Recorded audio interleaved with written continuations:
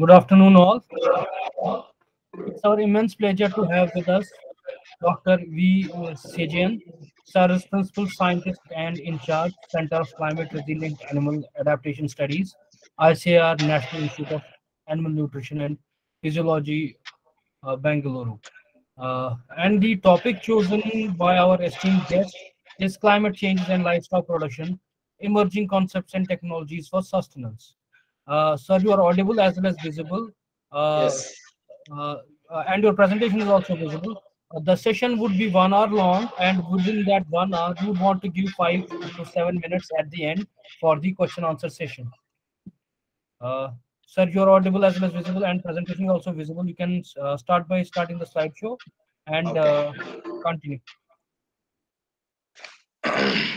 Thank you very much. So, at the outset, very good afternoon to all of you, and I hope all of you, along with your family members, are doing fine and safe among the pandemic. And thanks for the organizers for giving me this opportunity to share some of my research findings here.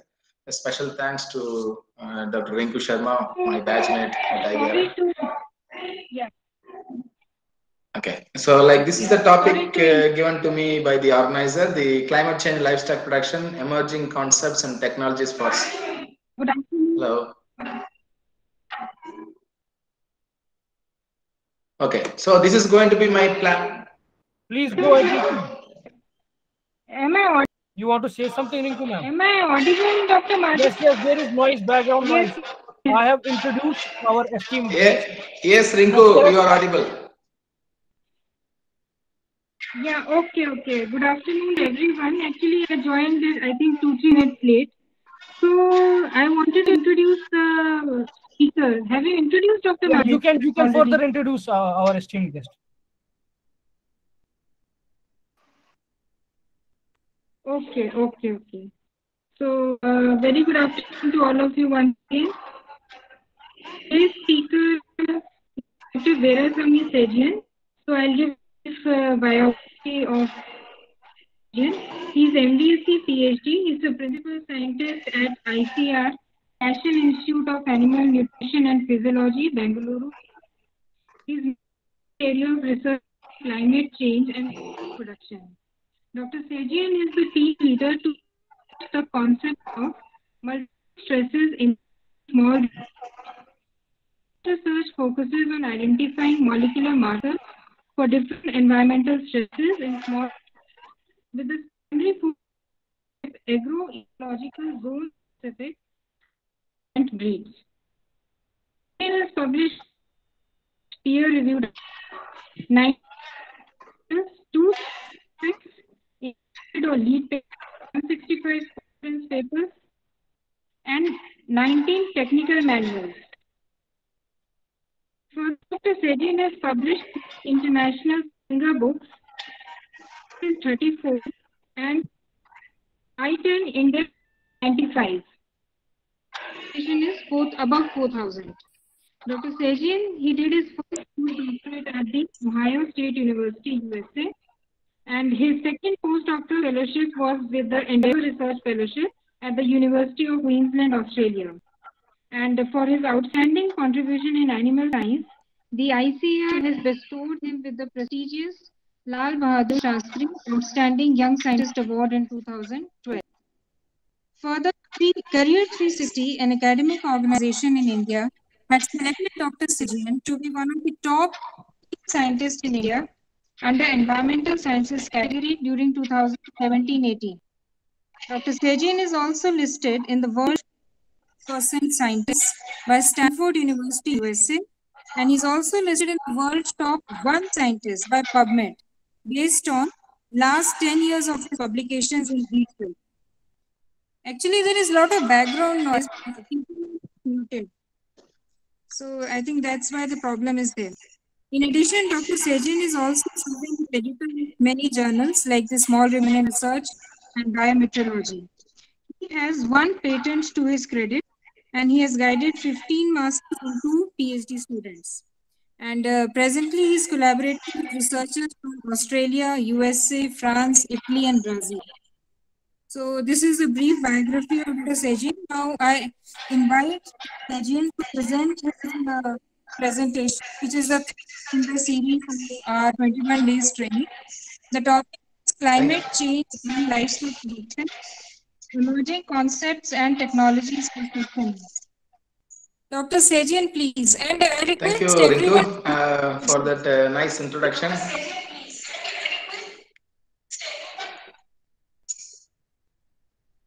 Ritu ma'am, there is some interference and network issue at your place. Sir, you may continue, sir. Please continue. Okay, thank you. Dr. Rinku, thank you very much.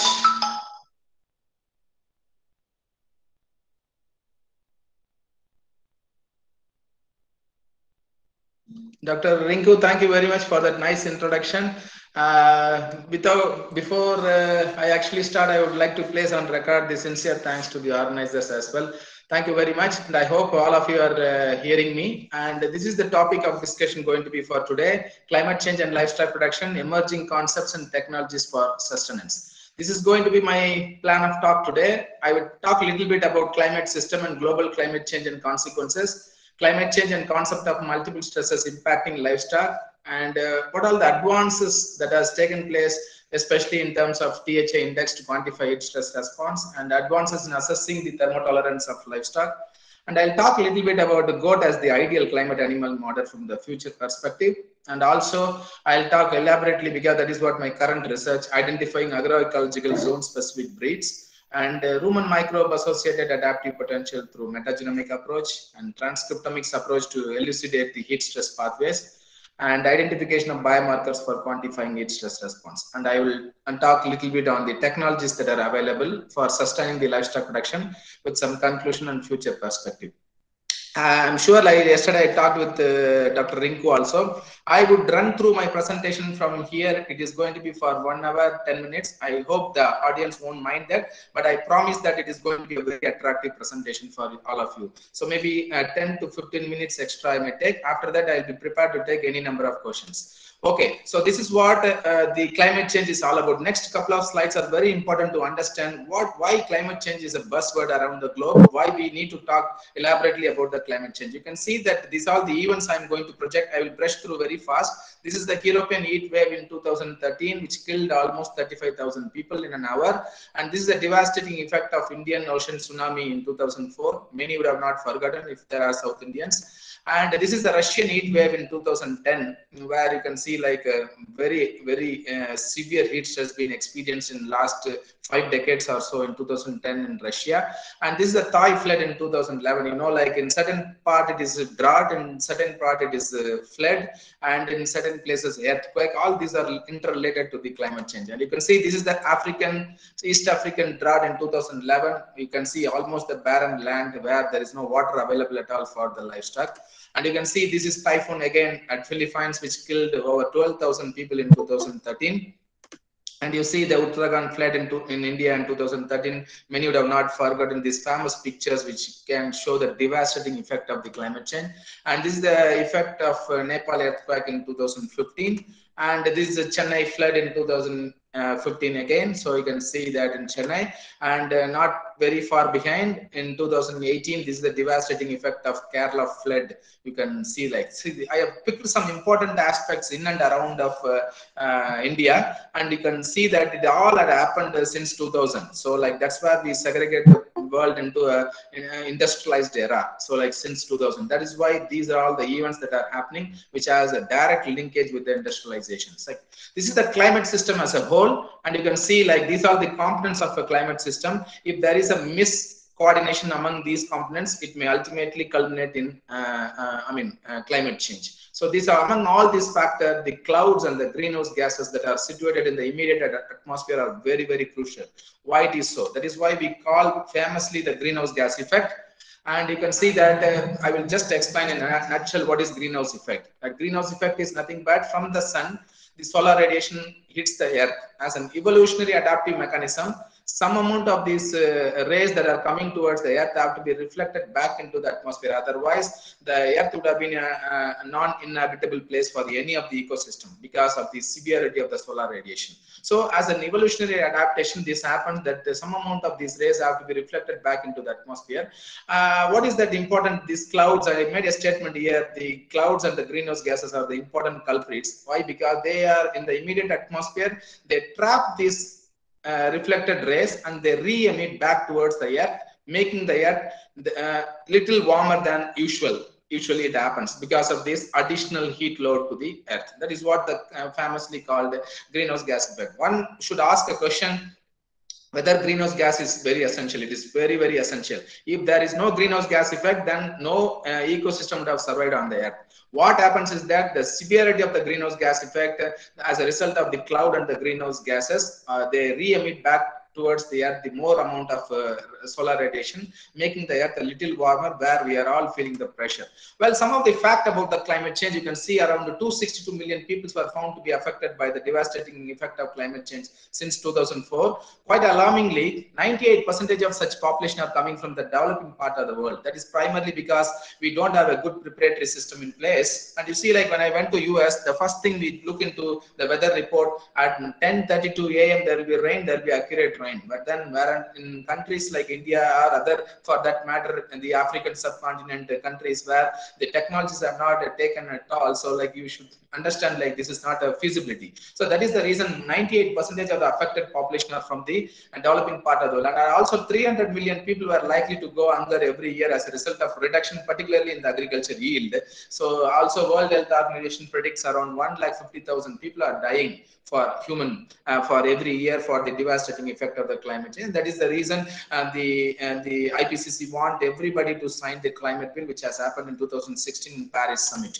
Well, important data to understand what is climate change. You can see this is the latest IPCC report, fifth assessment report. You can see I have programmed the average earth temperature from 1860 until 2100.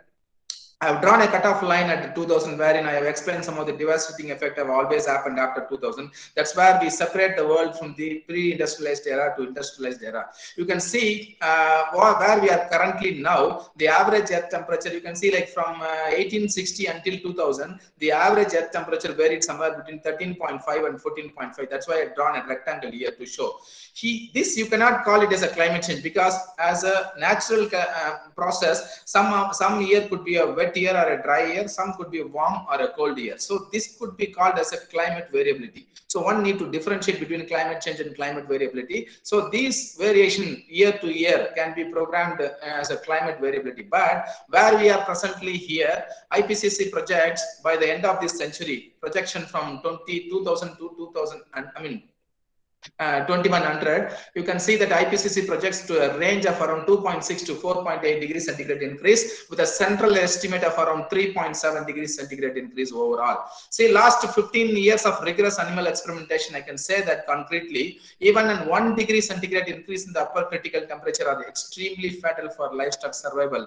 3.7 degrees centigrade by the end of this century is such alarming situation is going to be happening in the future. So as a livestock fraternity, it's a sole responsibility for us to safeguard this animal population, particularly from an India point of view. It gains a significance because we hold the largest livestock population in the world, and also our major chunk of economy comes from the agriculture and agriculture sector, I mean allied sector, particularly livestock. So it gains a significance why we need to concentrate on safeguarding our animal population. Well, this is called as RCP. RCP, you need to understand what is that RCP, representative concentration pathway. You see, there are 4 pathways projected by the IPCC. You see, when there are more mitigation strategies are being implemented, okay, so like you expect the 1 degree centigrade increase by the end of this century. When there are medium quantum of mitigation strategy you implement, then it is 1.8 degrees centigrade it is going to be. When there are very, very less number of mitigation strategy, then it will be 2.2 degrees centigrade. Well, if it is business as usual and we don't have a more mitigation strategy, and it is considered 8.5 RCP, where you expect 3.7 degrees centigrade increase by the end of this century. That synthesizes the important information, like we need to implement more mitigation strategy in an effort to keep around 1 degree centigrade by the end of the century, where we could develop a coping mechanism. But mostly it is going to be very difficult in the sense like already the damage has happened. So there is going to be a battle between the scientists for retaining this between 4.5 and the 8.5 RCP, wherein we need to pump in more mitigation strategies in an effort to achieve that point. So that is what the scenario, real scenario. See, this is the latest report from us. We as a team with some international collaborators have last week published this report. You can see this is the heat load index, wherein we programmed from for the entire globe. You can see like with the very hot, where it is dark red in color to somewhere, and hot and medium risk with some sort of red and the yellow distribution, and whereas the thermoneutral low risk area where it is in blue color. You can see most of the African subcontinent and the Indian subcontinent are going to be highly vulnerable by any RCP. For example, 4.5, or it could be, the top one is the present scenario, where 1970 to 2016, where the present scenario, where this is up to 2080 by 4.5 RCP. If there is a more mitigation strategy are available, if very less mitigation strategy at the 8.5 RCP by 2080, this is going to be the scenario where you can see most of the African and Indian subcontinent and some part of Asian countries as well as the South American countries are going to be highly vulnerable for the devastating effect of the climate change. Well, this is heat load index. Heat load index is nothing but advanced indices of the temperature humidity index, where it also takes into account the solar radiation and wind velocity, whereas the THI only takes into account the temperature and humidity. See, this is the average globe projection.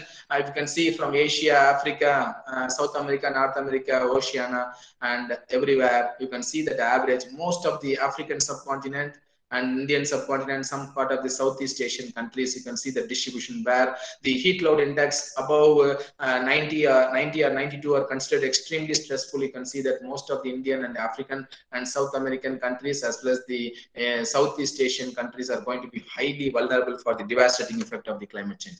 This is the principal component analysis and hierarchical clustering analysis of the climate data. And you can see that India falls, most of the African and the Asian countries fall on the cluster 1, where they are highly vulnerable, and among that also you can see that India stands apart than the first cluster. Although the red color indicates the cluster 1, India and Sudan are predominantly distributed. This is the latest report from our team. Particularly we worked on this for last 4 years to get this publication done, and you can see that the distribution pattern of sector 1, cluster 1, where India even don't follow within that shows that extremely stressful conditions are expected from India. And this is very important from an Indian perspective, because we are the largest livestock holder in the world. So that is very important to understand that. Well, the last slide of the initial discussion on the climate change, you see, like for any school of thought, there will be in any concept in science, there will be two school of thinking people. Still there are people to believe that climate change is natural, it is not human made. But then those population comes around only 2%. 98% of the world population currently believes climate change is real, and it is contributed to human made contribution, that is anthropogenic sources, which is called as accelerated climate change. Whereas the natural process, 2% of the world population believe it is natural unnecessary hype or there. The former US President Donald Trump belonged to this category, where they claim the climate change is natural, unavoidable, adaptable, and very slow. But then 98% of the world population believe the climate change is real, where it is abnormal, difficult to adapt, and avoidable, and it is very rapid currently. That is why this is the pressing global issue currently. Well, from food security point of view, the top picture is the present scenario and the bottom picture is the 2050 scenario. And you can see that most of the African subcontinent and Indian subcontinent are going to be highly vulnerable for the food security point of view. This is primarily attributed to the growing human population. You know, like by 2050, you expect the world population to be hitting 9.6 billion, and you need to feed this growing human population. And you see that this is what the threat we are going to, and particularly the African and Indian subcontinent, where the population is enormous, are going to be highly vulnerable for this from the food security point of view. Well, there are particularly if you relate climate change and livestock production, there are two pathways. One is it is also getting affected by the climate change, and also it contributes to the climate change through the process of enteric fermentation and manure management strategy, releases greenhouse gas into the atmosphere. So it is a very unique sector, livestock. It also contributes to the climate change phenomena, and also it gets affected by the climate change. So this talk is predominantly, obviously, when you wanted to target sustaining livestock production, you need to take care of both these pathways simultaneously. Otherwise, the purpose will be beaten. So, but particularly today, because I have chosen the second pathway, that is reducing the effect of climate change on the livestock production, will be my point of contention. Just to summarize, like because I told like livestock also contributes to the greenhouse gas, and also it gets affected by the climate change, wherein if it gets affected, where we need to care for the animal by breeding for thermotolerance, nutritional strategies, animal health management, water resource management, and climate smart livestock production is the way forward. Whereas if there are more greenhouse gas emitted, particularly from the enteric fermentation methane, and from the nitrification and denitrification process of manure will emit nitrous oxide, and also methane through anaerobic fermentation of the manure. So if it is more, then nutritional modification need to be done, breeding for low methane emission, rumen modification, grassland modification, manure management, and immunization approach also. So obviously there should be capacity building program for such a program, that where you are all currently part of that. Capacity building program need to be developed to educate all the stakeholders involved in the process, and then with a very good extension system should be in place to make this happen, both the pathway to control by 2050. This is an FAO picture where you can see that the impact on the agriculture, there is no any water, and there are a lot of death of animals are being reported. Particularly when you come to climate change for livestock, it is not only the heat stress that is very, very important. You know, like India is richly bestowed with the indigenous germplasm, where they can counter heat stress quite effectively. By far, the most of the production losses are happening due to indirect impact of the climate change, particularly sudden disease outbreak, the vector-borne diseases in particular, and less feed and water available, and low grazing land. So obviously the direct effect, high temperature and photoperiod and rainfall also have an influence on the animal production overall, which can cause a severe economic constraint. So one need to understand, climate change do not cause only heat stress. It causes multiple environmental stresses, like sudden disease outbreak, less water available, drought stress, less feed available, nutritional stress, and pasture land is getting decreased, and also additionally heat load. So all this will be culminating into a severe production loss to the animals. So like how the animals, in terms of income, how the economy is going to be affected if there is more heat stress. You can see like visible signs of the heat stress are animal try to respire more, they reduce the rumination because they don't want to produce more metabolic heat, and they reduce the feed intake with an intention. Obviously there will be reduction in milk production because the feed intake is not happening. There will be increased somatic cell count in the milk, and there will be increased body temperature, and when the THI also exceeds by 68. These are the invisible signs, particularly the impaired rumen function, and increased acidosis and lower immunity, oxidative stress, and increased maintenance energy. So all this could cause metabolic diseases such as mastitis and other metritis and other metabolic diseases, which could cause all the yield, and obviously there will be decrease in the consumption rate of the animal. So all these things could cause for the farmer, and obviously there will be reduction in the economy of the livestock farm. Well, these are the overall impact what the climate change could have on the animal production. So like first and foremost in our experience, we can say like heat stress first hampers the growth in terms of reduction in the body weight, body condition score, average daily gain, feed intake gets reduced, and feed conversion efficiency gets compromised. In terms of milk production, both quantity as well as quality of the milk gets reduced, and lactose percentage gets reduced, milk fat content and solid non-fat and milk protein content all will be reduced, and somatic cell count will be increasing. And the reproduction perspective, there will be reduced estrus expression, fertilization rate and consumption rate, and folliculogenesis, and the reduction in the estradiol concentration all could culminate in affecting the reproduction.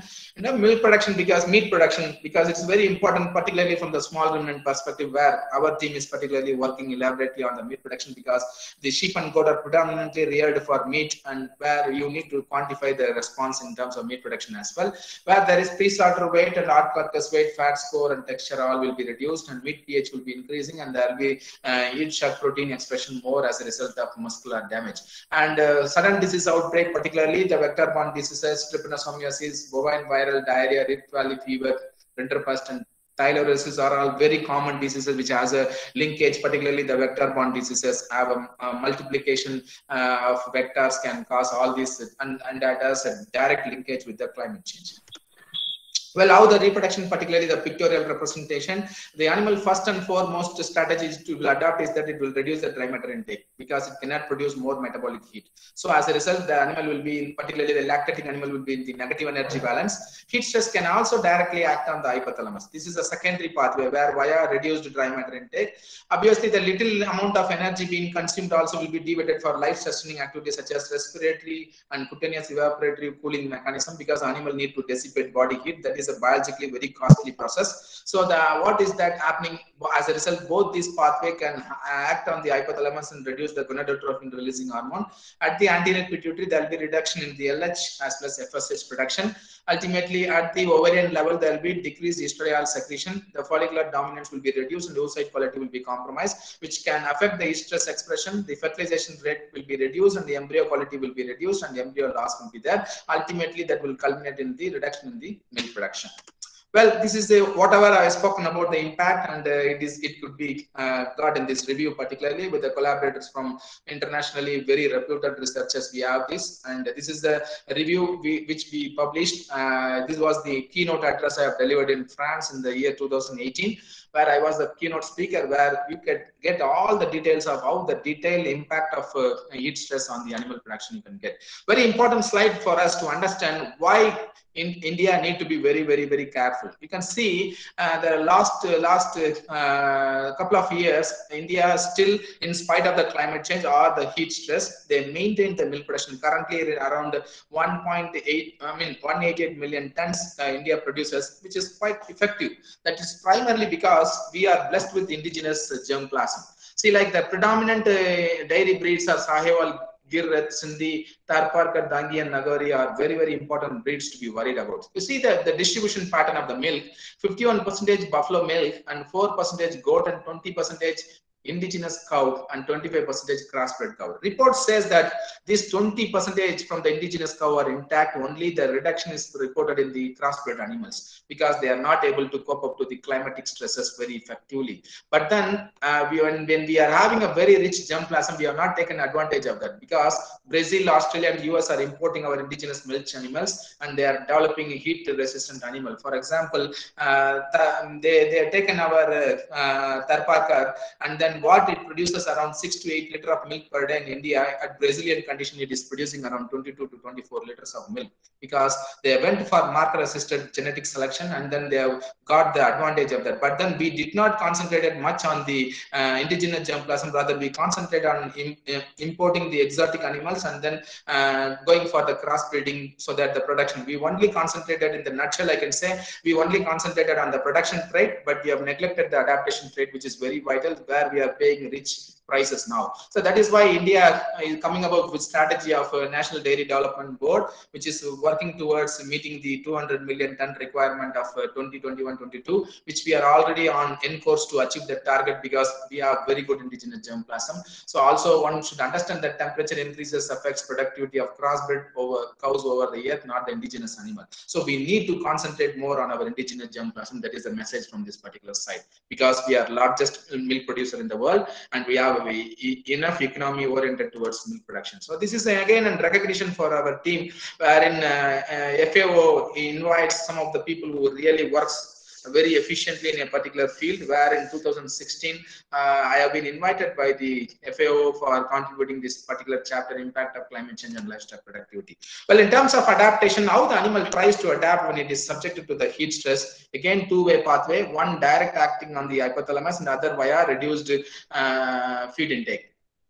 Both can act on the hypothalamus and reduce the corticotropin releasing, increase the corticotropin releasing hormone, wherein at the anterior pituitary there will be increased secretion of ACTH, adrenocorticotropic hormone. At the adrenal cortex there will be increased production of cortisol and aldosterone, which will bring in hepatic gluconeogenesis, the cortisol, because they are the stress reliever, they act on the liver and bring in hepatic gluconeogenesis, nothing but conversion of non-carbohydrate sources into glucose, because adaptation is biologically a costly process. It requires a regular supply of energy. That is the reason they will cut off from the production and deviate towards the adaptation. What are the different adaptation? And behaviorally, animal tries to adapt by decreasing the standing time, increasing the lying time, drinking frequency, defecation and urination frequency. And also there will be other stress marker, increase skin temperature, respiration rate, rectal temperature, and also there will be increased heat shock protein secretion. All these could be considered stress markers for the heat stress. Well, this is important stress where I am proud to say that we are first in the world to report the locomotory activity during the summer season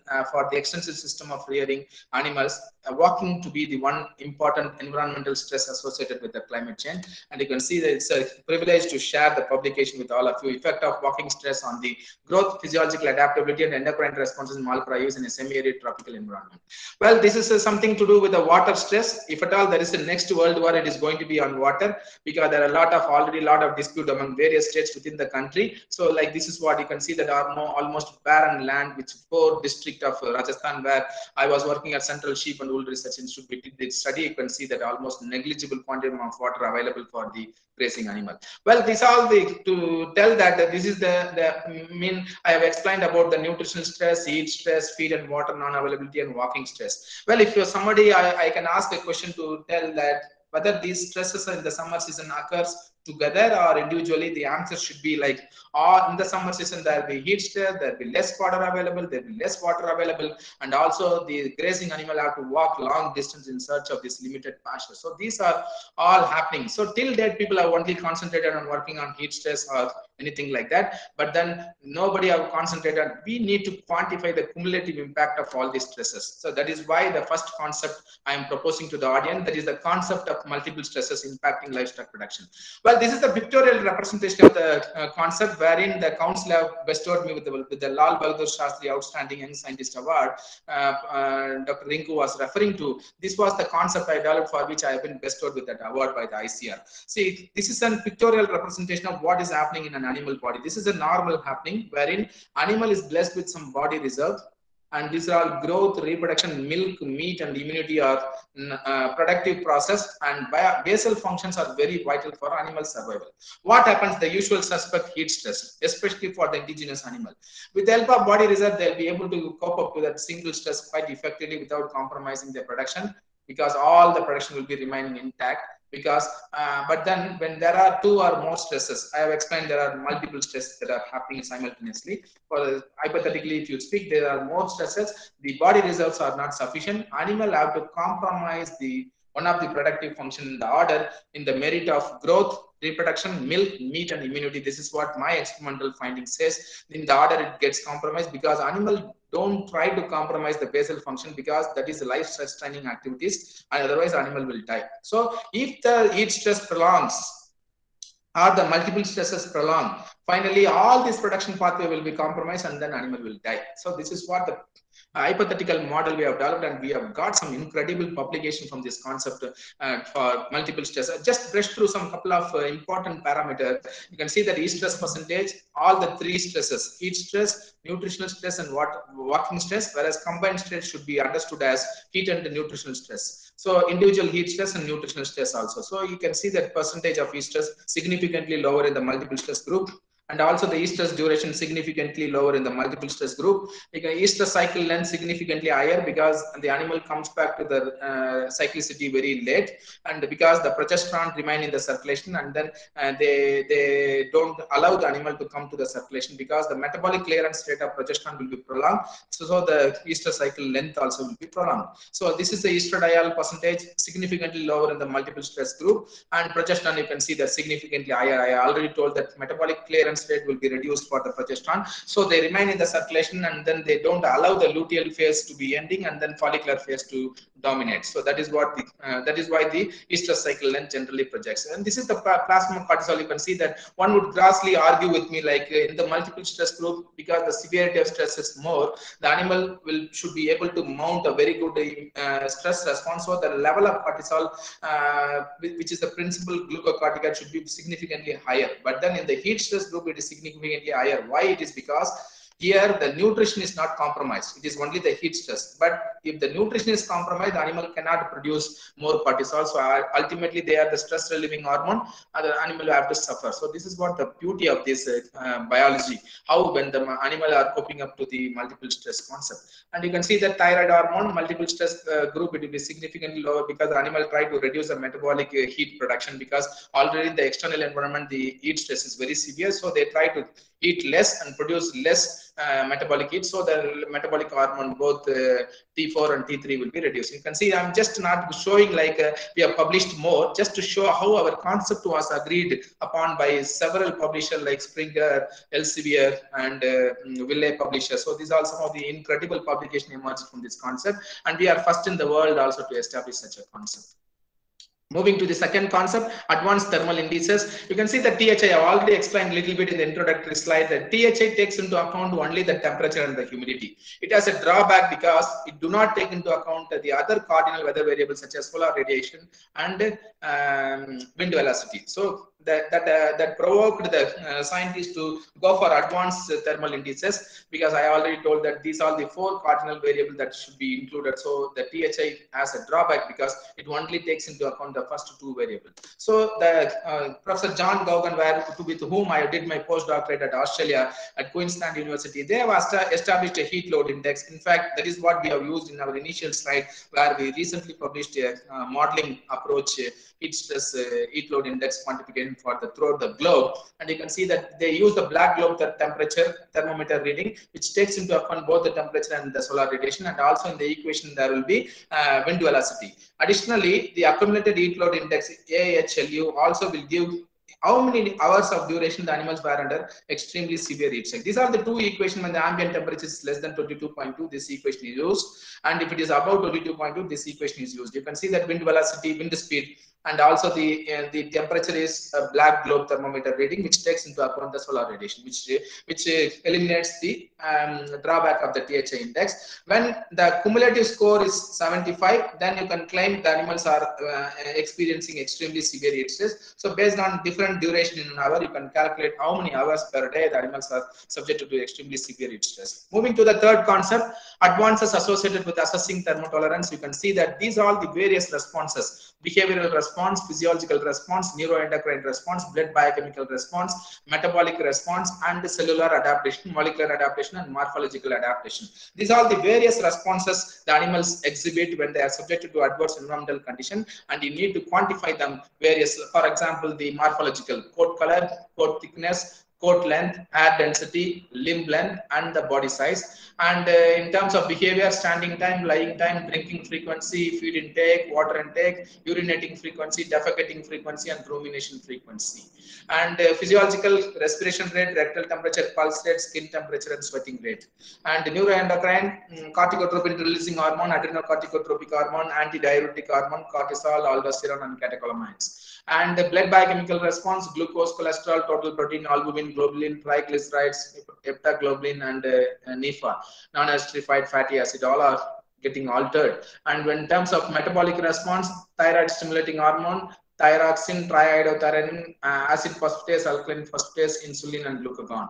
And in terms of cellular and molecular response, HIT protein classical, thyroid hormone receptor, superoxide dismutase, nitrous oxide synthase, and prolactin receptor gene are all identified as these are all identified as biological marker with a very good reliability correlation with the heat stress, except in the blood biochemical, wherein other condition also can influence. If you can claim the foolproof biological marker, all these could be called as a foolproof biological marker for quantifying heat stress response. This is the morphological adaptation. The coat color, particularly, you can see the over 4 degrees centigrade coat color difference between the Malabari breed and the Osmanabadi breed, because they are white and black. So I have taken that example. And this is the morphological adaptation. Again, you can see that the Vechur cattle in the Guinness record, the smallest breed recorded on the earth. And you can see that this is the average body weight crossbred cow. And you can see that the adult Vechur cattle, what is the size and the complexion of the animal. You can see they are extremely adapted,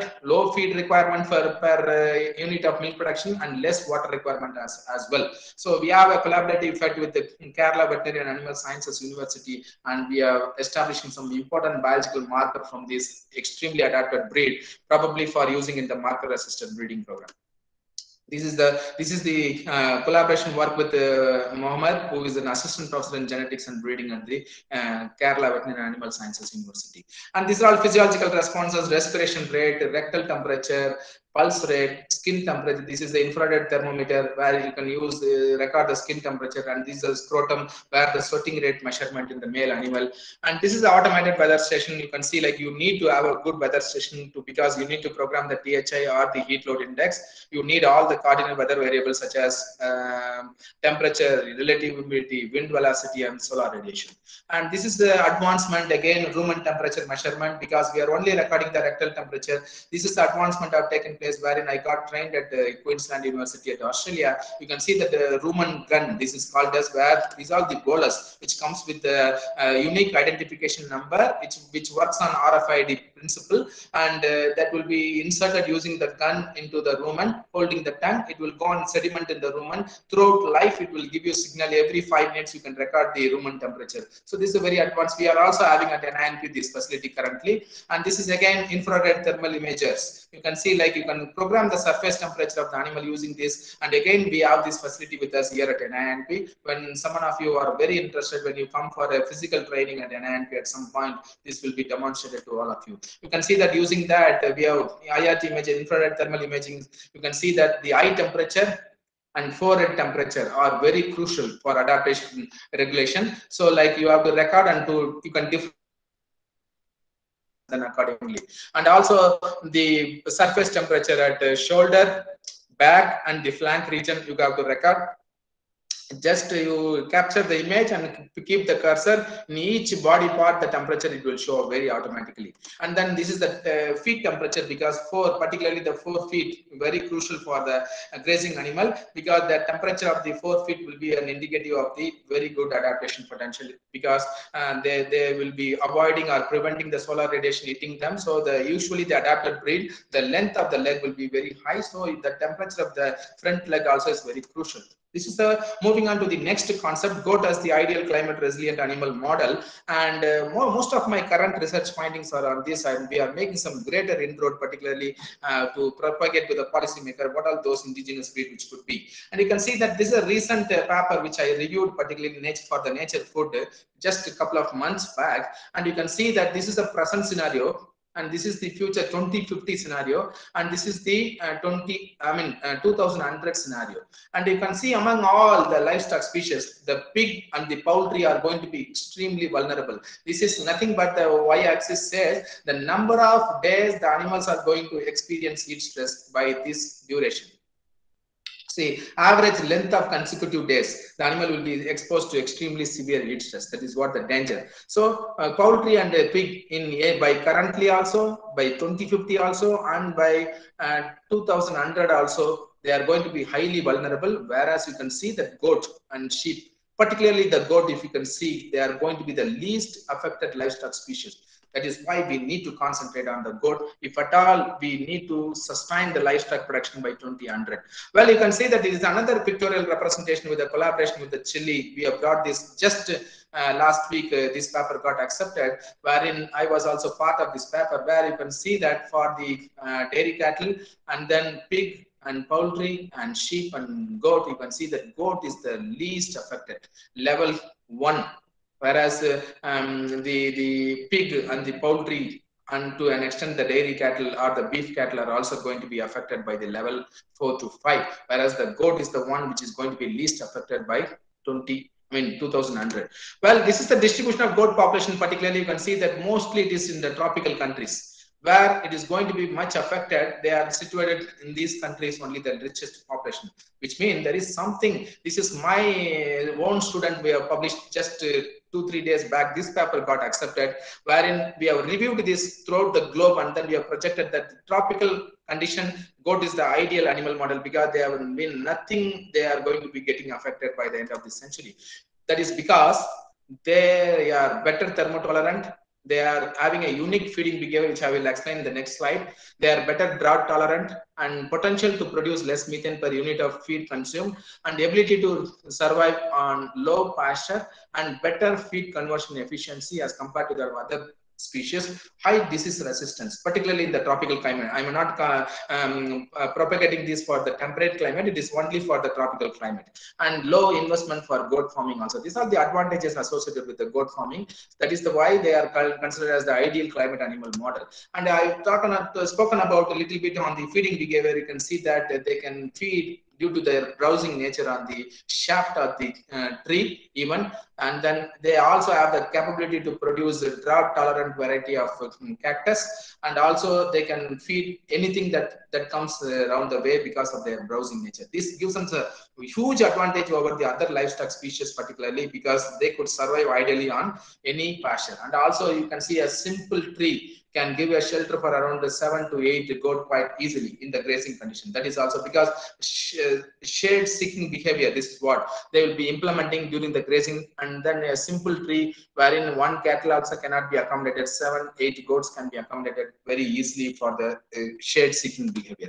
Well, this is what that paper I was referring to. My student was just got, in fact, and this is the paper which has fetched a PhD position at the University of Tennessee. By 20th September she'll be joined there, because that summarizes the importance of goat as for the world to be by 2100, how important goat species is going to be. Goat as the ideal climate resilient animal model in tropical environment, revisiting advantages over the other livestock species. Well, this is again with the Chile researchers, wherein I was also part of this paper, increasing importance of heat stress for cattle farming under future global climate scenario. And we have got some incredible data using the modeling approach from this publication as well.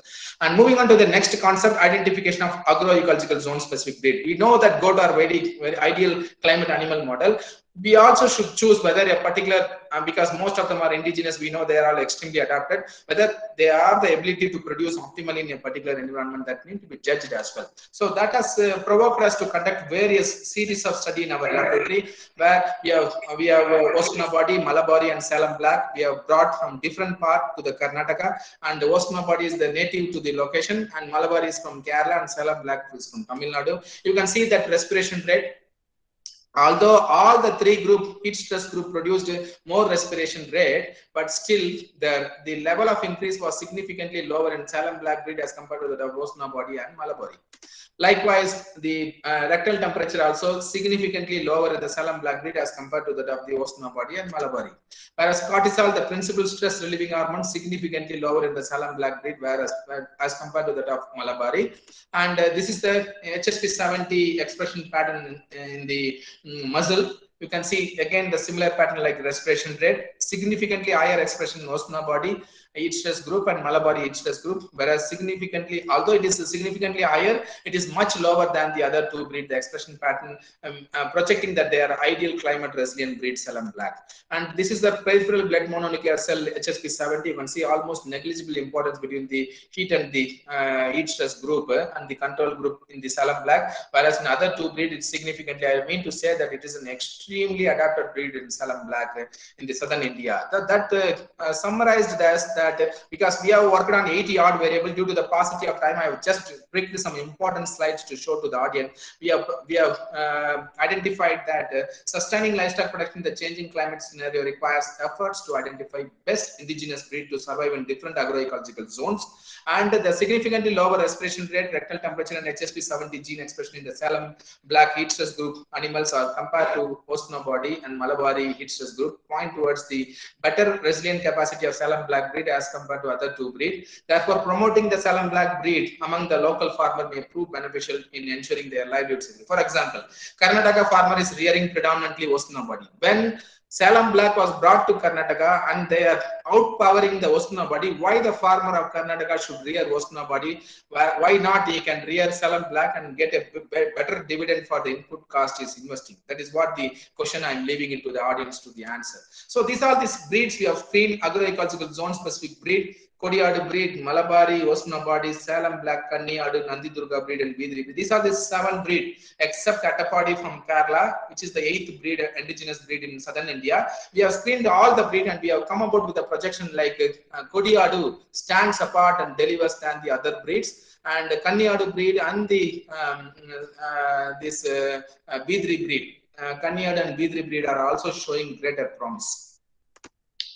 You can see that from this single concept, how many publications that has emerged again, because I am not here to propagate, I have published more. I am telling the concept has been recognized by international community quite easily, because this is the agroecological zone specific breed. From the single experiment, you see the number of publications that has emerged. And moving on to the next concept, rumen microbiome associated adaptive potential, very, very important concept. And again, we are first group in the world to achieve this target of rumen microbes associated adaptation potential. You can see that when the 3 breeds previously I spoken about, when they were subjected to through V3, V4 16S RNA sequencing data, there are clear drastic differences among the various groups. I'm not going into the detail because it may be too much for at your level to understand. I will explain. This is at the different taxonomic level, that is, this is the at the phyla level, and this is at the genus level. What are the differences among the distribution of the rumen microbes? And this is what I wanted to summarize to say. You can see at different phyla, class, and taxonomy. Phyla, class, and genus. First nobody 1 phyla and almost 6 class and 2 genus. In Malabari breed, 2 phyla, 7 class, and 4 genus got affected. Whereas in Salem Black breed, 1 phyla, only 2 class, and only genus got significantly altered. This clearly showed that Salem Black breed maintained the rumen integrity, and they remained, the rumen microbes remained intact even exposing to extremely severe heat stress. This is what the summarization. And we have got a publication communicated on this aspect to the scientific reports. And you can see that heat stress and rumen metagenomics, and particularly on the KEGG pathway, that is predominantly at different taxonomic level, the microbial population. This is the KEGG pathway. You can see that in Salem Black breed, very, very less alteration in the KEGG pathway. This is nothing but quite an encyclopedia of genes and genomes, where very, very significantly, less significantly altered in the Salem Black breed. So we claim the Salem Black breed to be the better breed in terms of rumen microbial population. Well, that is what this, because there, what we concluded is that most of the differential microbial features between the control and heat stress groups were distinct among the 3 breeds, and suggesting there are host and microbiome interaction in rumen contributing to the variation in heat stress response. This is the first of its kind report, actually. So moving on to the next concept, transcriptome based adaptive potential. And you can see the volcano plot for the 3 breed again, Osnabadi, Malabari. In fact, we have covered for all the breeds, 7 breeds. I'm only projecting for these 3 breeds because for the easy understanding of the audience, because I don't want to confuse, and all additionally less time interval available to me as well. You can see that by grossly, the Salem Black showed the least variation in terms of significantly altered differential expression pattern of the genes. And you can see overall upregulated and downregulated genes. Again, Salem Black breed showed least number of variation in the upregulated 314 and only 196 downregulated, whereas in Osnabadi 326 and 279, whereas in Malabari 687 and 635 genes respectively up and down regulated in the 3 breeds. Again, gene ontology upregulated. You can see that in Osnabadi, the upregulated gene is, the pathway were very, very less as compared to that of the Malabari and the Salem Black breed. Whereas the gene ontology down regulated, only 4 got down regulated in Salem Black, whereas significantly more in the other 2 breeds. KEGG pathway upregulated in the again in the transcriptomics data, you can see that least number of pathways got altered, whereas more number of pathways in Malabari followed by Osnabadi, mean to say that they are keeping intact the stress pathways also without activating, even when they were exposed to extremely severe heat stress. This is down regulated pathway, only 3 again in contrast to 5 in Salem, Osnabadi and Malabari breed. So this is grossly can prove Salem Black breed is a stand apart breed, and based on this finding, we have claimed that the Salem Black breed has extreme potential to adapt anywhere in the southern India. So that has to be propagated among the poor and marginal farmers. And concept 8, identification of biomarkers for quantifying heat stress response in livestock. And you can see, I'm not again going into the detail. This is for the policymakers. Over the last couple of years, we have worked on various biomarkers and we have identified them, and then we are just subjecting it to the policymaker for using in the marker-assisted breeding program. These are the biomarkers our team has established, particularly in the goat model. And you can see that genes for resilience to heat stress in small ruminants is an invited review for us, and all these details have been programmed in this review article. And you can see this is a prediction model, assessment methodologies, and biotechnological tools to quantify heat stress response in ruminant livestock, where again all the advanced biotechnological tools, what is the application in assessing thermotolerance, can be obtained from this particular paper. Well, moving on to the last part of the discussion, that is technologies to sustain livestock production. I think I'm well within the time. You can see that different strategies to sustain livestock production in the changing climate scenario. I have grouped them into 4 different categories: animal housing management, animal nutritional modification, and genetic approach, and animal health management. You can see that animal housing management, the house of the animal should be always in the east-west orientation, because that will allow very good ventilation, and the solar radiation can be prevented entering in the animal shed, and the side walls should be always wire mesh so that the ventilation will be more. And there are a lot of advanced technologies such as animal shade structure, grow a lot of vegetation or the tree around the building, cooling systems such as ventilation system, and then lot of forced ventilation system, tunnel ventilation, and you can use desert coolers, and you can use refrigerators in fact, and you can use also the fans, and also you can use the sprinklers. All these things can be considered under animal housing management strategies. Whereas nutritional modification, a lot of research have happened, season specific feeding, feed less fiber because they will produce more heat, and feed more fat and concentrate. Of course, for a poor and marginal farmer, the economy or the cost associated with that should never be overlooked. And provide vitamin and mineral supplementation, and region specific mineral mixtures are currently available with a lot of research in the NICRA project that has to be used, and water, cool drinking water you need to provide. And also most of the advancement are currently taking place even with our team. Genetic approach, probably the approach is use all the NGS NGS analysis to probably identify important biological marker which could be used in the marker assisted breeding selection. Ultimate aim is that to produce more thermotolerant breeds, or climate resilient breeds we need to develop using those technologies. And it is a very neglected part, animal health management. We need to monitor and control vector-borne diseases, particularly epidemiological surveillance need to be in place, and rapid investigation of the outbreaks, and then also you should link the diseases with the geographical information system GIS, so that you can give an outlook of climate change associated diseases. And also laboratory and field research are very important, because very less progress, particularly in the Indian subcontinent, has been made in the 4th pathway, animal health management, that need to be worked out. Well, these are some of the easy to use technology. Use of fans and wet gunny bags in the wind direction, because it will reduce around 2 to 3 degrees centigrade in the inside the shed, where you put ice cold water, soak the gunny bag and put it in the wind direction so that it maintains the temperature inside. Growing vegetation over the roof such as hydroponics, and then misting. Mist coolers are also available. And you can see that this is the automated wetting unit. You see, this is a programmed sprinkler and the fan. When the THI touches 78, automatically the sprinklers will be on for 30 seconds, and then the fan will start. Otherwise the humidity will be increased, so the fan will start working so that it will dry the animal. So but then it gives them the comfort, especially for the dairy animal. This is also a very good 10,000 rupees per unit will cost you for 6 cow. Again identified by Kerala Veterinary Animal Sciences University by Prasad. Is an assistant professor there. So we have been working in collaboration since very long. This is the unit they have established, automated wetting unit. Particularly, these are the cold protecting devices, particularly for the lamb. Their thermoregulatory mechanism up to 14 days, especially if the lambing is in the winter season, they will die. So these are the bamboo dome shaped structure which could be used to protect them. These are the thermocol or the light painted roof which could reflect the solar radiation, and also the foot of the building will be 1 foot down the floor, so that it could keep the temperature very comfortable inside. These are the drinking water temperature measurement sensors.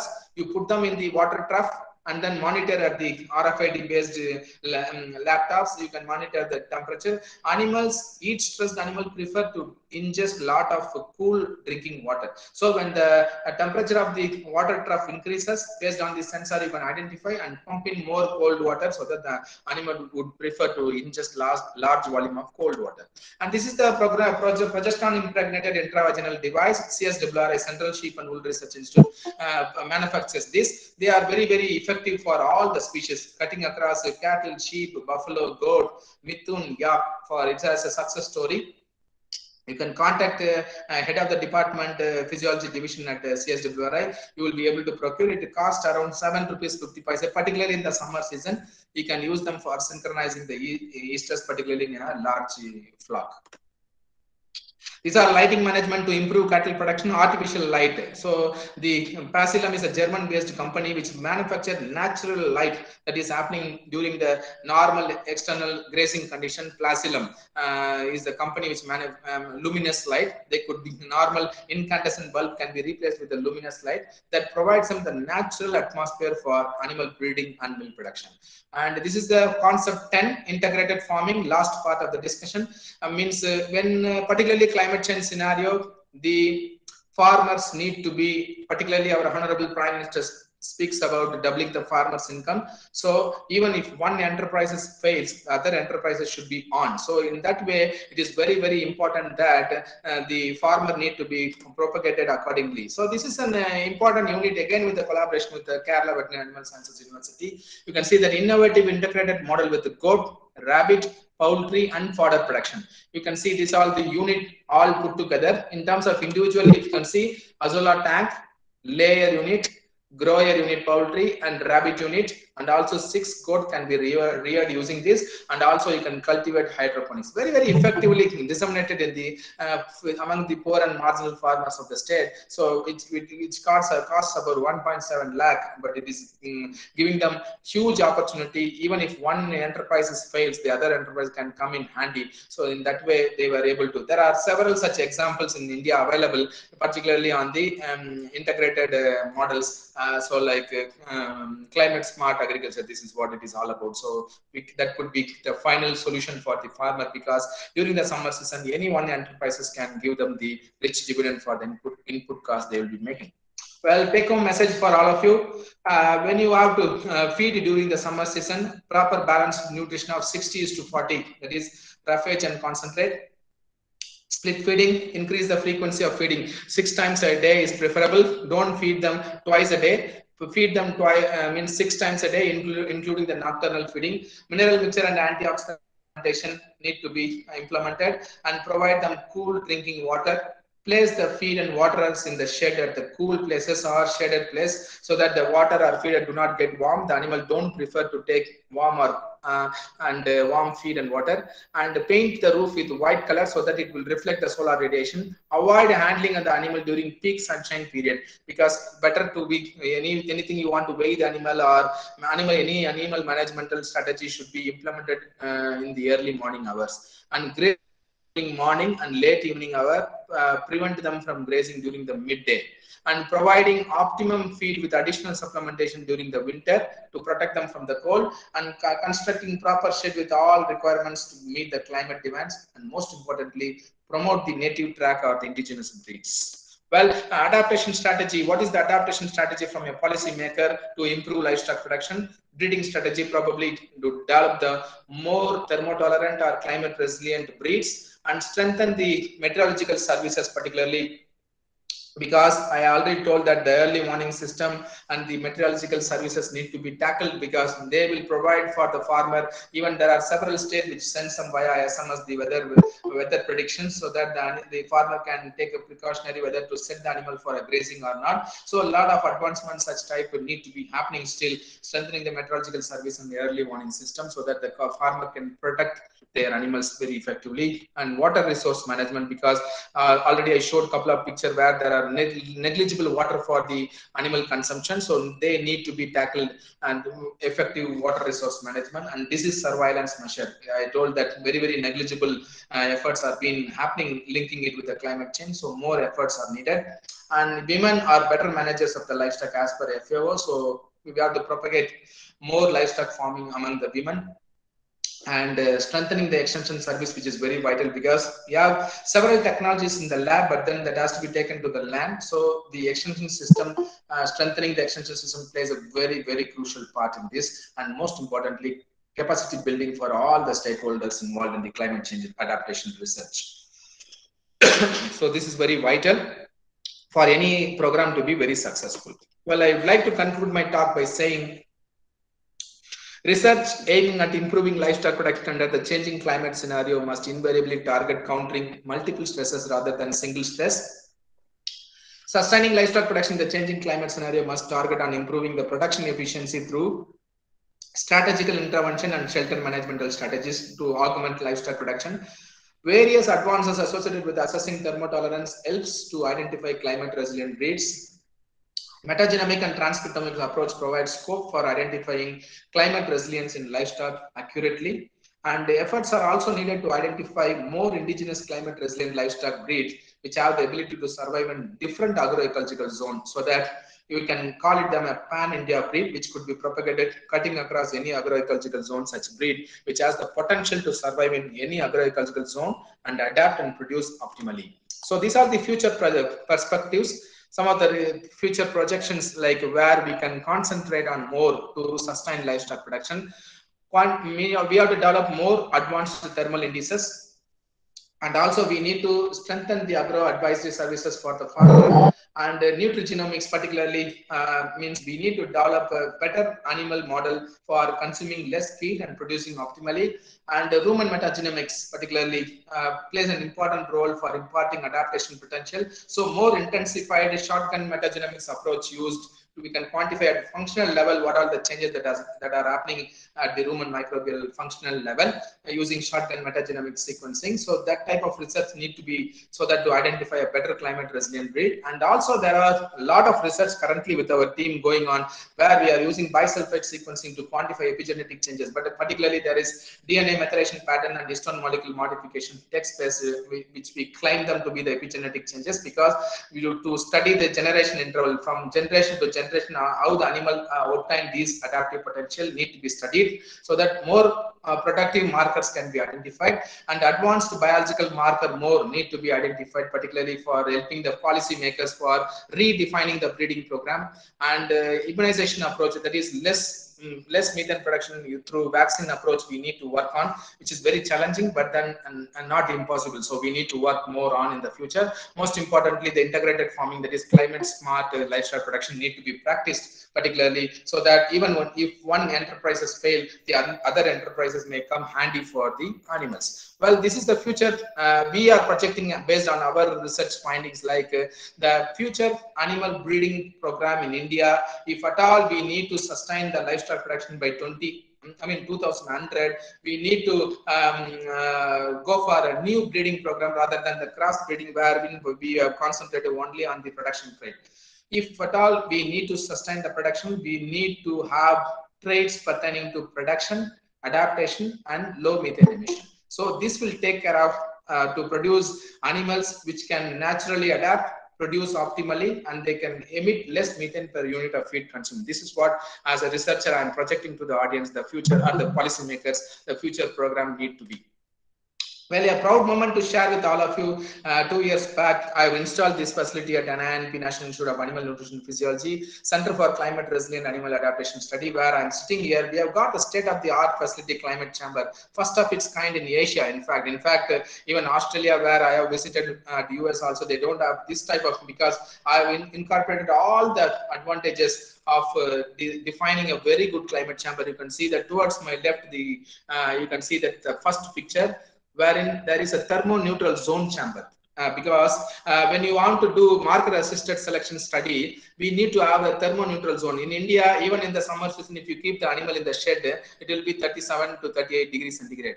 Whereas ideally, if you claim the thermoneutral zone for the ruminant cattle, sheep, and goat, it is around 24 to 26 degrees centigrade. So we have established this thermoneutral zone, wherein in Indian Institute this facility is available, where this is for small ruminants, wherein you can alter the temperature to keep them at 24 to 26 degrees centigrade ideally, and whereas the heating temperature, where we usually follow the simulated heat stress model. We take between 10 a.m. and 4 p.m. because that is where during the grazing condition, that 6-hour duration of 10 a.m. to 4 p.m. the animals are exposed to severe heat stress. So we program them in these chambers at 10 a.m. to 4 p.m. What is the natural environmental stress that could be programmed here? We take the 30 years data. To claim climate change, you need to have 30 years data. So we take the summer season data, and even in the summer season per day, what is the average for the 30 years we calculate. So 10 a.m. for example, it is 38 degrees centigrade, and at 11 a.m. it is 38.5 and 39 like that. The peak will be at 2 p.m. wherein it is 41 degrees centigrade, and then it starts residing up to 4 o'clock. So that could be automatically programmed. When you program, automatically that shift of 38 to 38.5 and 38.5 to 39, it keeps on shifting automatically. We no need to worry. This is more or less to show simulated heat stress model to mimic the natural environmental stress conditions. So this is the first of its kind facility. Even our collaborators from Australia have very widely appreciated the knowledge that has gone into defining this. And you can see that other advantage is that in the world, majority of the climate chamber, there will be individual partitioning, because these are socializing animal. The animal need to visualize themselves and communicate with each other. So we have taken care that we have not individually partitioned them, and also that avoids the socialization stress, and also the floor space has been calculated so that there is a free movement. We don't restrain the animal, so it prevents the restraining stress as well. So all the drawback of various climate chambers established in the world has been taken care, and it's a first of its facility, state-of-the-art facility, and we have almost all the advanced facility to record quantify the stress response. So 12 chambers in the eating chamber, and 12 animal holding capacity and 12 animal holding capacity in the thermoneutral zone chamber. So we are doing some excellent research using this facility. Proud to share with you, as Rinku has already pointed out, we are first in the world to publish 3 international Springer books. This is the first book wherein environmental stress and amelioration in livestock production, published in the year 2012, and this is the second book wherein we concentrated even on the methane emission and mitigation, climate change impact on livestock, adaptation and mitigation, published in the year 2015, again in 2017, sheep production adapting to climate change. Where we are moving towards now is that we are now writing the 4th one, where goat as the ideal climate animal model. That's where we are ending, because I am, based on my research findings, we are propagating goat as the ideal climate animal model. So the 4th week will be followed with the goat to be the ideal climate resilient animal model. Well, these are the professional affiliation memberships available. If someone of you are interested to apply for, these are free membership, international society memberships available. There are 3 to 6 month short-term trainings are available free of cost. If you are interested, you can enroll yourself and then take an advantage of that. Of course, you need to wait for a year because there is pandemic now currently. After that, you can start. Of course, CV for building the network, disseminating knowledge, and as well as these are all the society which conducts regular conferences where we can use, and it is a membership free of cost for all of you. You can take an advantage of that. I would like to acknowledge special thanks to the Indian Veterinary Research Institute Regional Station Palampur, the head of institute, as well as the National Agriculture Development Cooperative Limited for funding this training program and also giving me this opportunity, and the organizers specifically for choosing me to be one of the speaker of this training program. And special thanks to my colleague Dr. Rinku Sharma, who has been kind enough to identify me as one of the resource person for giving me this valuable opportunity. Well, my talk cannot come to an end without acknowledging my team, my director Dr. Raghavendra Bhatta, who has been instrumental in giving me all the support financially for conducting these high quality research, and my previous institute director Dr. S.M.K. Naqvi, my current international collaborators Professor John Gogan from University of Queensland, Professor Frank Dancia from University of Melbourne. Of course, many of you should be knowing Dr. Chauhan, Surendra Singh Chauhan is from Palampur itself. He is our collaborator from University of Melbourne. 3 of my students, Alina, Archana and Pragna, are currently pursuing their PhD with the Professor Surendra Singh Chauhan at the University of Melbourne. Of course, my other sister institute collaborator, Dr. Ruben and Dr. Manjunatha Reddy from Nivedi, and also my own fellow colleagues, scientists here, Bhagat, Dr. Krishnan and Devaraj in my institute, and most importantly, my students, Dr. Shilpa Offlet, working on, she's a genetist working elaborately on the Roman metagenomics and transcriptomics and bisulfite sequencing for quantifying epigenetic changes. She's playing a huge role, and now Reshma is the one who published that review of goat as the ideal climate animal model. She is going for University of Tennessee for 4-year PhD program. So this is what to summarize. See, these are all the achievement of us. Most of our students, they work very hard and then they go abroad for PhD position. Such is the quantum of data we are generating, and we are also generating quality human resources. And without thanking all these people, because I am the team leader, and they are all playing a huge role in whatever data we are generating. Thank you very much, and this is my telephone number and my email ID. Always feel free to contact me for any sort of help, particularly livestock production in the changing climate scenario concern. So I'll be very, very happy to help any one of you, because we are here to disseminate knowledge. We are here to take forward the next generation and leave the system on the safer side. Thank you so much for all of you. Rinku ma'am, please, Yes. Go through chat for the questions. Yeah.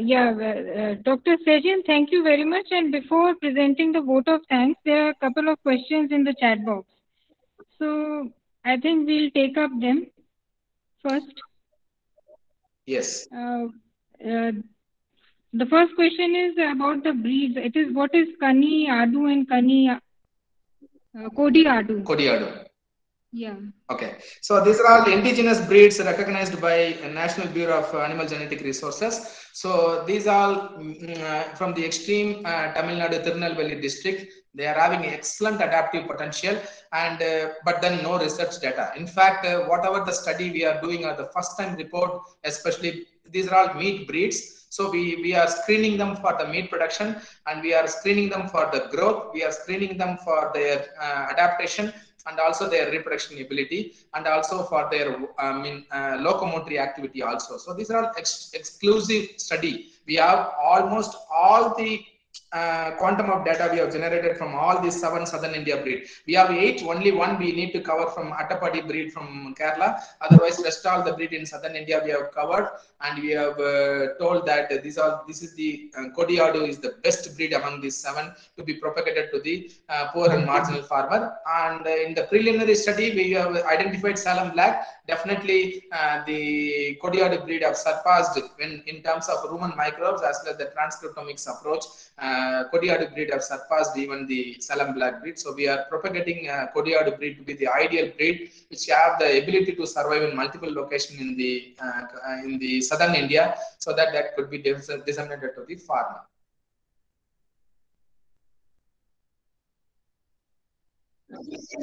Dr. Sejan, the next question is, which animal is best heat tolerant, indigenous cows or buffaloes?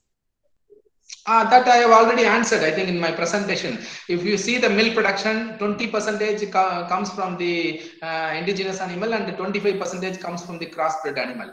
And if you know, like the why we are still, in spite of the climate change, when the average earth temperature increased, still we are number 1 in the world for the milk production. That is primarily because of the indigenous animals. And I also given an example, like Brazil have imported our Tharparkar cattle, and then they have programmed, using marker assisted selection, they have improved the production potential of Tharparkar, which usually, the Sahiwal, which usually produces year around 7 to 8 liters of milk, is producing around 24 liters of milk in Brazilian condition. So invariably, our policy makers have failed to capitalize on this indigenous animals germplasm and the genetic potential. So we need to revert back or revisit our breeding policy, probably to shift our focus towards improving the production potential of the indigenous animal rather than going for exotic animal crossbreeding program.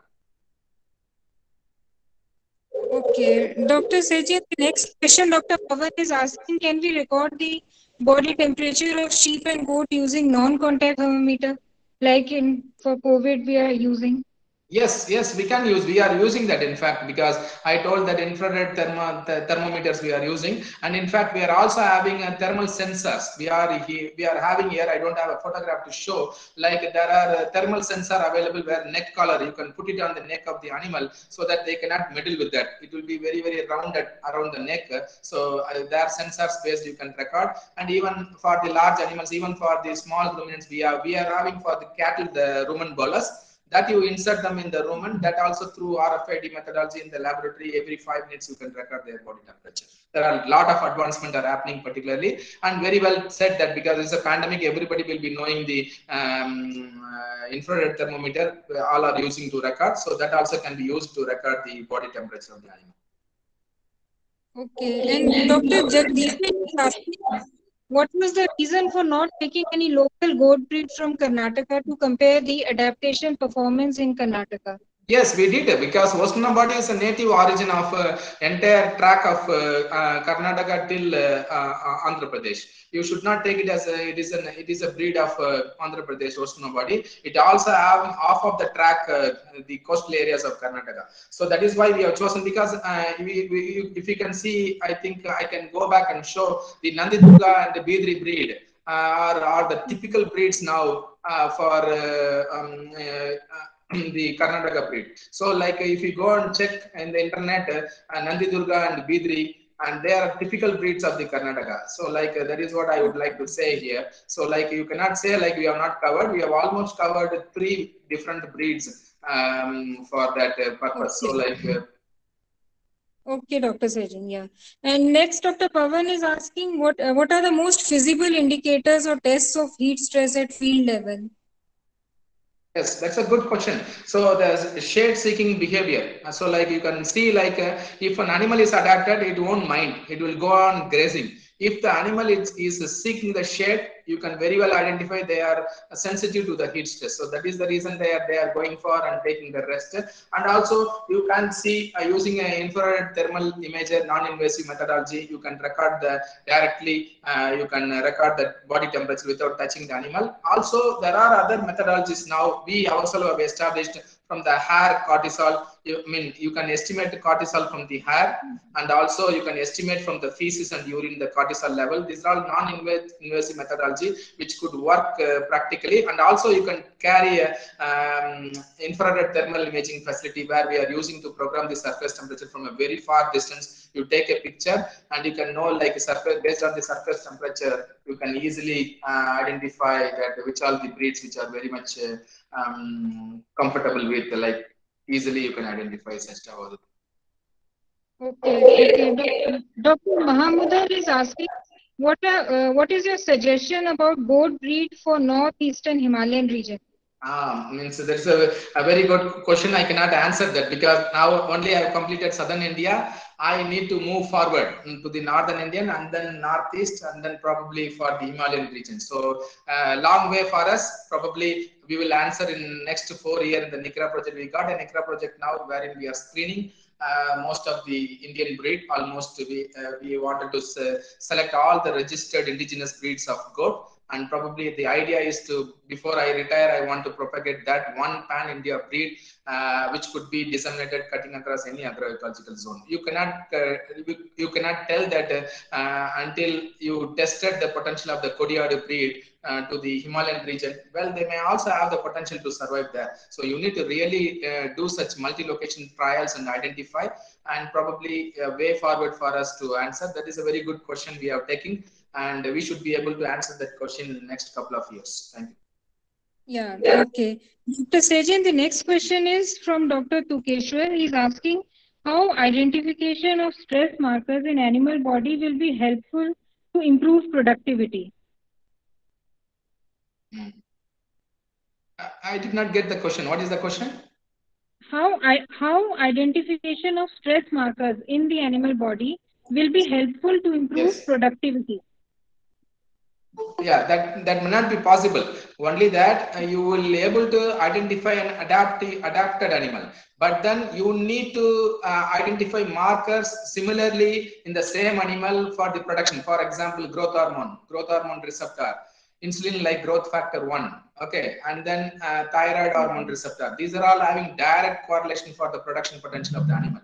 That is why we told the breeding policy should never concentrate on adaptation or on the production. It also should include now the low methane emission, which we have not worked. We are only propagating to the policymaker, like you need to identify based on the metagenomics approach what all those animals which are keeping intact their rumen microbial diversity. So those animals should be used for the marker assisted selection. So it should be an amalgamation of production trait, adaptation trait, and then also low methane emission trait. Probably you identify them and then you use them for the breeding. You will be able to improve the production even in an adapted animal. So that is how the approach should be. For that only we are propagating that we need to identify set of marker, immunological marker. We are identifying several interleukins, toll-like receptors, TNF alpha, all these are considered marker. We have all already identifying. We have elaborate data to be discussed. Probably I need some 5-hour marathon lecture to showcase all the production as well as the immunological variables as well. So we have very good data with us to show, like we have did that, and then we have identified several markers even for production. So you need to amalgamate all those things and go for a marker assisted breeding program, so that the breed you develop should have the ability to produce optimally, adapt to any environmental condition, and also they should emit less methane per unit of feed consumed. Okay, yeah. And Dr. Pavan is asking about the location of that non-contact thermometer. Dr. Pavan, Dr. Sajian just now told that neck collars they are used for the location you're asking, the non-contact thermometer. So in his answer, he told neck collars they are used, right? So I think Dr. Sajian, we are done with the questions, and now I would like to congratulate you for an outstanding presentation, and congratulations also for the excellent work which you and your team are doing along with the international collaborators. And I am hopeful and I'm confident that the participants, they have come to know about the latest which is happening in the area of heat stress and climate change, and how it will affect the animal productivity. And not only you mentioned about the problems, but you also tried to give the solutions to them. And you also made them aware with the different, you can say the instruments or the how you can measure the parameters. And the best thing was the facility which has been set up at NAINP. So any one of you from physiology or animal nutrition who are willing to take up training, they can keep a check on the website of the institute and they can take training over there. And since the presentation was very exhaustive, so the participants need not to worry. At the end of the this training, we'll be giving you a book where the book chapter will also be there related to this particular lecture. And the amount of the data, actually all these things we know that okay, climate change is happening and such things are taking place. But the best thing is that the research is being done in India and it is being recorded. The data is being generated because we have scientific validation for all those things. So Exactly. I really want to congratulate you for that. So, and you covered 10 concepts about everything. So I think the participants, they are now satisfied and they can contact you for any further clarifications directly. Sure. Always welcome, anybody. Yeah. Thanks, Dr. Sajian, Sir. for sparing your time. Dr. Thank you, sir. It's a pleasure. Thank you very much. All of you. We are here for disseminating knowledge, and I'm very thankful to Rinku Sharma for organizing such a wonderful conference. So to share some of our path-breaking research, I must say, like we are really heading in the world now currently for the heat stress. It is not exaggerating, but we know where we are. So like we are number one placed. If you can see PubMed rating, so we are placed in number one in the heat stress research. So like any search engine will give you don't false results. So we are proud to say like we are doing wonderfully well with the research, and hopefully there are several other questions which is stimulating question what some of the audience have asked. We'll be very happy to answer in next couple of, because I want to speak through data because we don't have any data. So this is all the quantum of data we are heaps of data we are generating. So probably next 4-5 years will be very rigorous experimentation, because we got some 8 crore project here under NICRA. So to screen all the indigenous goat breeds of the country. So probably we will be able to answer in next 3-4 years very validly which are those breeds that could be picked to be disseminated cutting across our ecological zone. So thank you, sir, for that wonderful word. I can also see many people congratulating us. We are here to dissemination primarily. Even I'll be very happy to share the PowerPoint, even if the audience wants, because we are not here to suppress anything. Maybe some of the data I have not published, maybe I can cut that and then I can even get it across to Rinku Sharma so that she can share it with the audience, the PowerPoint. I am not here to suppress anything. I'll be very happy, prepared to even share the PowerPoint. Not only the lecture notes they'll be circulating, I'll be even happy to share the PowerPoint. Thank you very much.